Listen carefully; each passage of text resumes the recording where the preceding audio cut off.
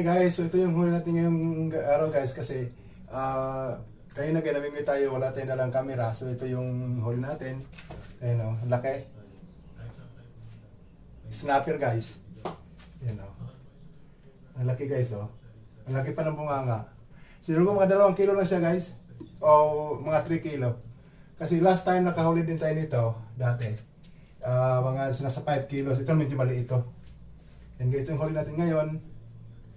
Ayan. Catch of the day. Hindi natin na vlogs to guys kasi kasi wala tayong dalang camera kaya basta naming ito lang tayo pumunta doon kaya na doon ay hindi natin nadala yung camera so